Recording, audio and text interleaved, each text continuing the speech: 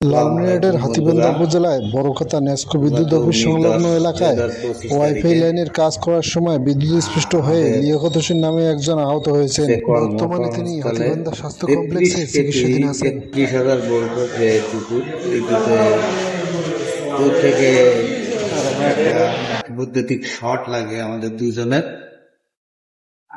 আমাদের সহকর্মী সোহাগ এবং আমি লিয়াকাত তো হাসপাতালে ভর্তি ছিলাম। এজন্য আপনাদের সামনে আমি আসতে পারি নাই। আপনাদের দোয়া ও ভালোবাসার বদৌলতে আল্লাহ আবার আপনাদের মাঝে নিয়ে আসার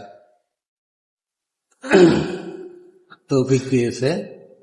তো আমার জন্য সবাই দোয়া করবেন। মরতে মরতে বেঁচে গেছি, এই দোয়া প্রার্থী আপনাদের কাছে। আপনাদের আমি যেন থাকতে পারি, আপনাদের পাশে থাকতে পারি, আপনারা আমার পাশে থাকবেন। তো দোয়া করবেন আমি যেন আল্লাহ বিপদ আপদ থেকে আমাকে রক্ষা করেন। অসুস্থ, পুরোপুরি সুস্থ হয়ে পারি নাই।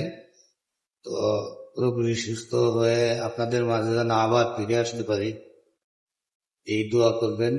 আর আল্লাহ যেন দ্রুত আল্লাহ পাক আমাদেরকে সুস্থ করে দেয়, এই কামনা করবেন আপনারা। আশা করি আমার যারা শুভাকাঙ্ক্ষী আছেন বা বড় ছোট সবাই দোয়া করবেন বন্ধুরা, যেন আমরা দ্রুত আল্লাহ পাক আমাদের সুস্থতা দান করেন। আমিন।